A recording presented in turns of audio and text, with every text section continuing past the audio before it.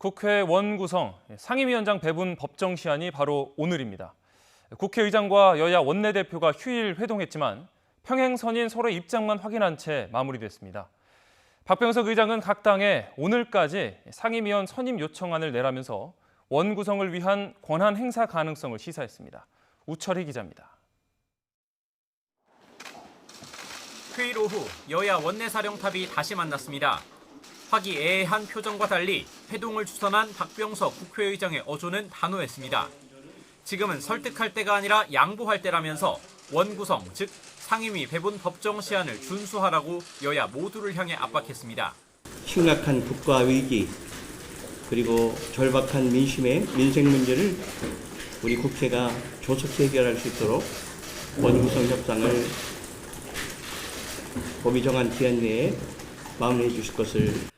1시간의 회동을 마친 뒤 두 사령탑의 얼굴은 잔뜩 굳었습니다. 입장 차이를 전혀 좁히지 못했기 때문입니다. 관건은 역시 법안 통과의 마지막 관문격인 법제사법위원장을 누가 맡느냐입니다. 더불어민주당은 국민들이 과반이 훌쩍 넘는 177석이라는 의석을 몰아준 만큼 법사위를 맡아 책임 정치를 구현해야 한다는 입장인 반면에 계속 논의해보겠습니다. 시간을 좀 주시죠. 미래통합당은 행정부 견제라는 국회 본연의 기능에 충실하고 다수의 횡포에 대항하기 위해서는 법사위를 야당이 맡아야 한다고 맞서 있습니다. 협상의 성공을 위해서 오늘은 서로 말을 아끼자고 해서 여야 합의가 불발될 경우 특단의 조치를 예고했던 박병석 의장은 상임위원 선임 요청안 제출을 각 당에 요구했습니다.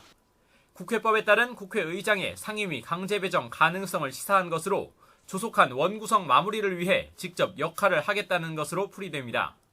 대화와 소통, 타협의 원칙을 갖고 국회법에 따라 국회를 운영할 것이다. 이제는 결단과 선택의 시간이 남았는데 민주당은 본회의를 열어 상임위원장 선출을 위한 표결을 강행해서라도 원구성 법정 시한을 지킨다는 입장입니다. 통합당은 법적 테두리 안에 있는 모든 수단을 동원해 막아내겠다는 태세입니다. 하지만 코로나19 대응을 위한 3차 추경 처리와 의회 독식이라는 여론을 의식해 민주당이 조금 더 시간을 갖고 통합당을 설득할 수도 있다는 전망도 나옵니다.